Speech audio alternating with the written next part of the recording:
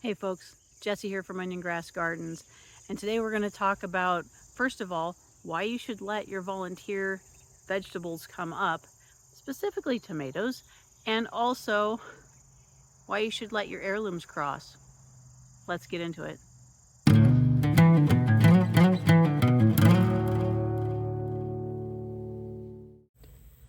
The concepts we're going to talk about today with heirlooms and allowing volunteers to come up and allowing your heirlooms to cross apply to all sorts of vegetables, but we're going to be specifically highlighting today two volunteers that have come up in my yard.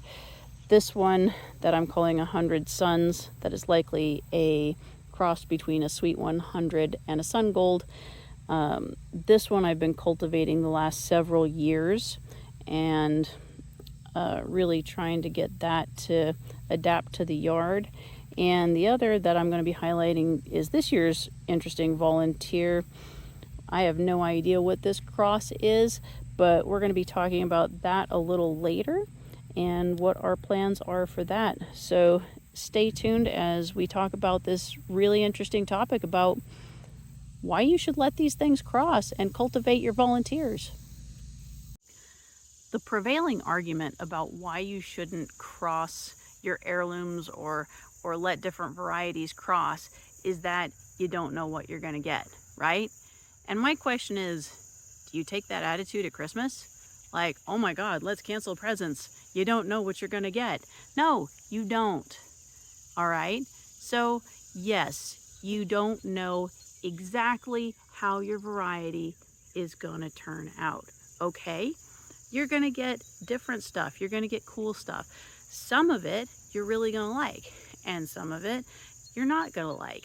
And it's no big deal, right? You keep the stuff you like and you continue to breed that.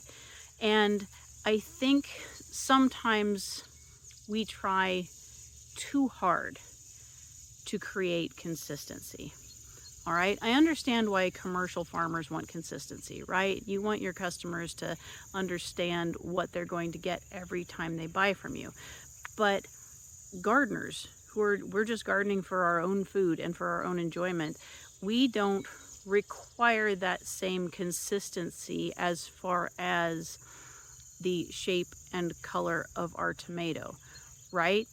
And what we lose when we emphasize consistency is we lose variety. And I know you might be saying, but Jess, there's so many varieties of tomatoes.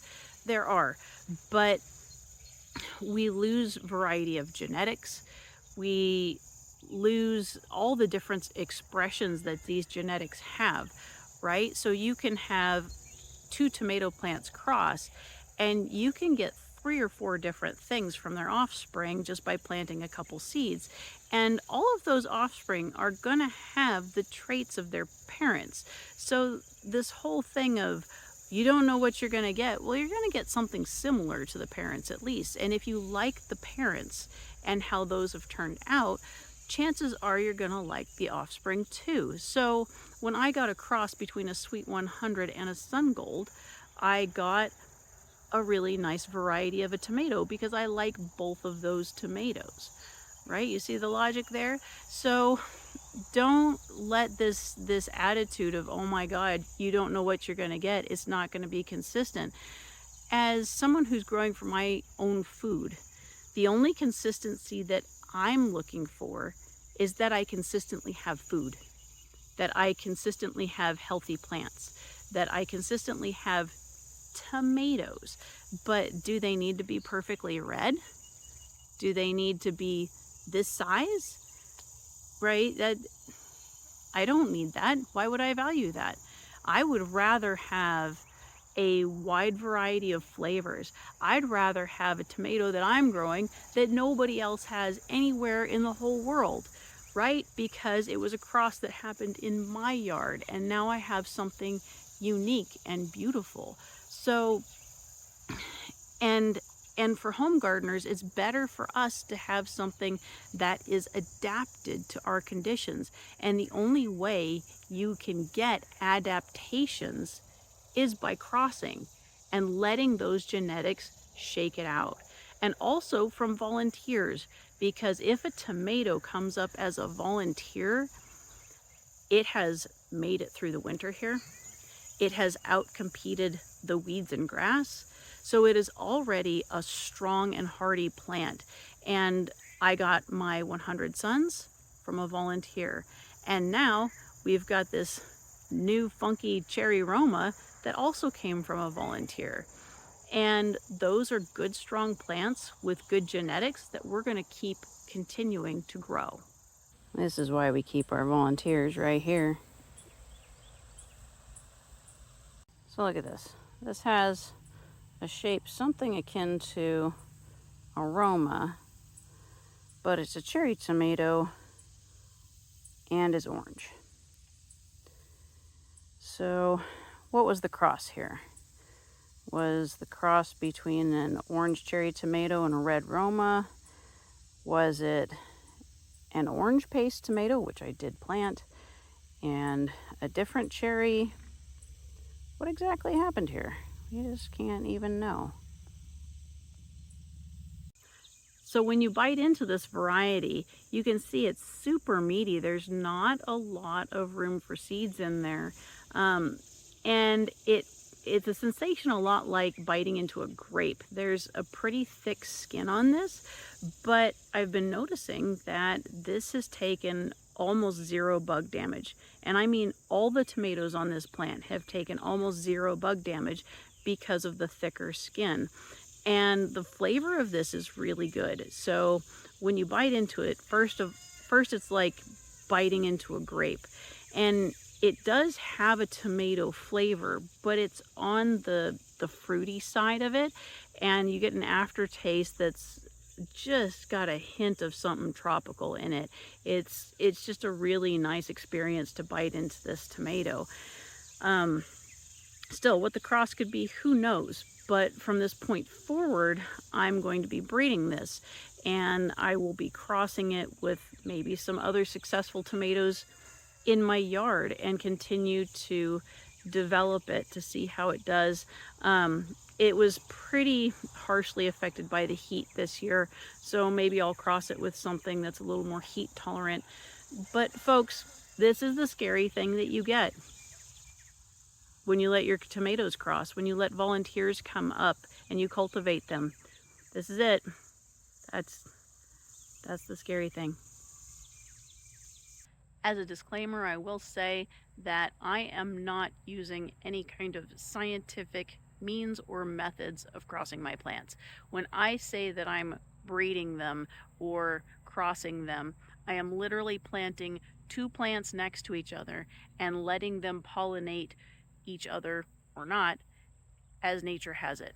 So what that means, sometimes do they cross? Not always. No, sometimes a tomato can fertilize itself. And am I aware of that? Yes. But I also know when I plant a seed and the offspring is not exactly like the parent and has qualities of two different plants that I've planted before, I know there's been a cross. So just as a disclaimer, this is not using a scientific process. This is allowing nature to do what nature does. And I'm just sort of nudging it along. So let's talk about this variety for a minute. This one I'm calling 100 Sons. So this variety that you're looking at here is not a stable variety yet. I've been calling it 100 Sons. And this is likely a cross between a Sweet 100 and a Sun Gold. And you can see it's not fully red. It's about the color of an unripe tomato, but that cross between the orange and the red leaves me a fully ripe kind of orange-red tomato. And this is about the third or fourth generation of this that I've been growing on my land here. And the reason I continue to breed this and grow it every year is that it has performed consistently all the time. And every year it has grown more resistant to the local bugs. Every year it has gotten a little sweeter. And so I have been crossing it back with other sun golds and with other varieties, and eventually it may become stable, but eventually it might not. And that's okay, because what I'm getting from this is some really good resilience and variety of flavor. Look at this tower of tomatoes.